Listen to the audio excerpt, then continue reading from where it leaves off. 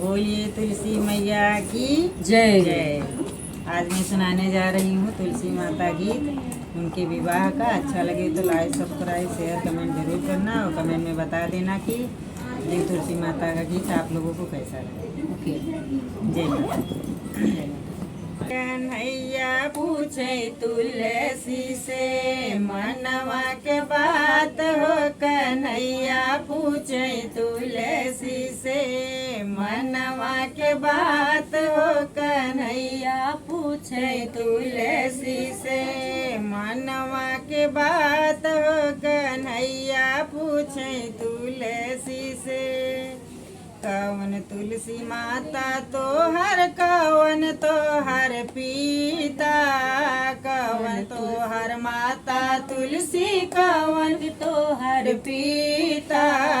कवन नगरिया में कवन नगरिया में भयल तोर बियाह हो। कन्हैया पूछे तुलसी से मनवा के बात हो। कन्हैया पूछे तुलसी से मनवा के बात हो। कन्हैया पूछे तुलसी से मनवा के बात हो। कन्हैया पूछे तुलसी से धरती हमर माता है ब्रह्मा हमर पिता। धरती हमर माता है ब्रह्मा हमर पिता। गोकुला नगरिया में भयल मोर बियाह हो। कन्हैया पूछे तुलसी से मनवा के बात हो। कन्हैया पूछे तुलसी से मनवा के बात हो। कन्हैया पूछे तुलसी से मनवा के बात हो। कन्हैया पूछे तुलसी से कहाँ तो हर नैहर तुलसी कहाँ तो हर सासुर। कहाँ तो हर नैहर तुलसी कहाँ तो हर सासुर। कवन है तुलसी कवन है तुलसी स्वामी तोहार हो। कन्हैया पूछे तुलसी से मनवा के बात हो।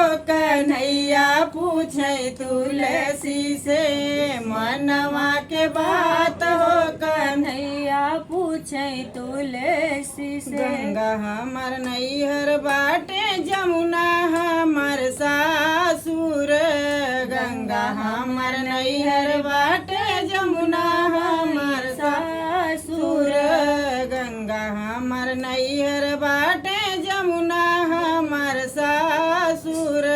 कृष्ण कन्हैया बाटे कृष्ण कन्हैया बाटे स्वामी हमार हो। कन्हैया पूछे तुलसी से मनवा के बात हो। कन्हैया पूछे तुलसी से मनवा के बात हो।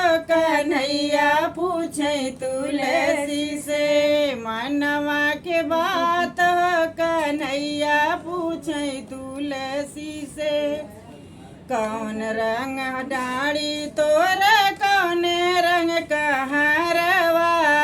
कौन रंग डाड़ी तोर कई ठे कहरवा। कौन रंग बाटे तुलसी कौन रंग बाटे तुलसी स्वामी तोहार हो। कन्हैया पूछे तुलसी से मनवा के बात हो। कन्हैया पूछे तुलसी से मनवा के बात हो।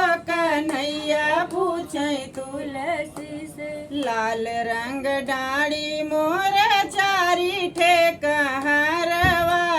लाल रंग डाड़ी मोर चारी ठे कहरवा।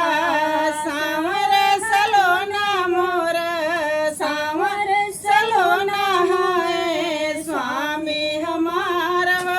कन्हैया पूछे तुलसी से मनवा के बात हो।